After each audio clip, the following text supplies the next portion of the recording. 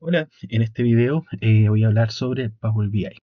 Bien, y es que muchas veces cuando estamos dando nuestros primeros pasos en el software, ¿sí? Visualizamos dashboard o estos elementos o visualizaciones de información, y claro, resulta fácil el poder entenderlo, en poder entender que es un reporte semanal, bien, donde tenemos duración, fechas de inicio, de término, y tenemos diferentes información. ¿Ya? Como una curva S, como flujos de caja, entre otras cosas más. Entonces, Power BI tiene esa característica de presentarnos información de manera mucho más clara. Ahora, este video se va a enfocar específicamente en qué hay detrás de todo esto que nosotros tenemos acá, de todo este dashboard, o el que tenemos acá. Y aquí les presento también otro ejemplo, ¿sí? Finalmente, el objetivo en este video es presentar un marco conceptual general para poder entender finalmente de dónde nace toda esta información que nosotros podemos ver en este dato. Bien, entonces voy a hablar un poco de manera general de Power BI y luego voy a ir especificando aquellos conceptos que son muy importantes de entender para finalmente obtener este resultado. Bien, entonces para eso tengo esta presentación. Y me gustaría que podamos ver esta imagen y podamos hacer la diferencia entre el primer boleto de avión y el segundo. Los que hemos tenido la oportunidad de viajar, ¿sí? Podrán, eh, bueno, tienen la experiencia de que cuando tienen su pasaje muchas veces es difícil entenderlo. Y justamente lo que representa la primera imagen que tenemos acá arriba, que tenemos mucha información, ¿ya? Y diferentes tipos de información, de texto, de número, de códigos, códigos de barra, entre otras cosas. Y muchas veces lo observamos y quedamos súper perdidos por la cantidad de información que presenta. Entonces Power BI viene a entregar una solución respecto a cómo podemos visualizar esa información, la misma data, los mismos datos, pero transformarla para presentarla de una manera que sea más legible, que sea eh, más digerible, más comprensible. Entonces, acá abajo tenemos un boleto de avión que representa exactamente lo mismo que el de arriba. ¿Cuál es la diferencia?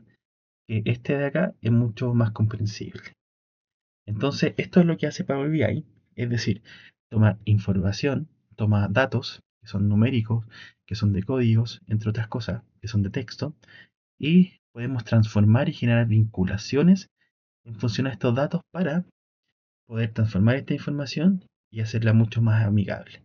Y en base a esta información, entonces poder hacer gestión, es decir, analizar los datos y tomar decisiones en beneficio de eh, el objetivo que tenemos planteado. Bien, entonces considerando esto y que esta viene a ser como la esencia de Power BI, es importante entender que nosotros en Power BI trabajamos con información, con base de datos, ¿sí? Y tenemos diferentes tipos de información o tipos de datos. Bien, y aquí se los voy a presentar de manera general, para que no profundicemos tanto en esto, sino que podamos entender los datos que tenemos. Bien, entonces tenemos datos numéricos, ya, representan números, tenemos datos categóricos como estado civil, los colores, profesiones, entre otras cosas. Tenemos datos que son ordinales, tenemos datos de texto, tenemos datos que son temporales, geoespaciales, ya, datos binarios como por ejemplo los siglos en el avance de un modelo en Revit, ya.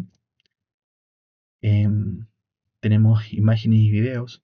Un ejemplo muy claro sería entonces nuestro modelo 3D que se visualiza en un dashboard de Power BI. Tenemos datos de redes sociales y tenemos también datos transaccionales. ¿Ya? Estos son diferentes tipos de datos que podemos tener. Bien, entonces lo más importante y el concepto general que tiene Power BI es que nosotros tenemos diferentes bases de datos con diferentes tipos de datos y en función a eso entonces nosotros tenemos nuestro data types. Bien, ¿qué significa esto?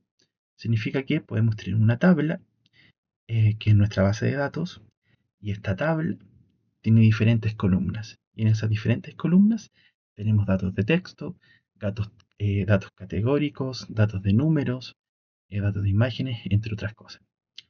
Entonces, tenemos que entender que nosotros lo que hacemos en Power BI es que traemos esta data, esta información de diferentes tipos. Y en función a ellos, entonces, las reunimos y generamos vinculaciones entre ellos para finalmente, entonces, poder visualizarlo de una mejor manera.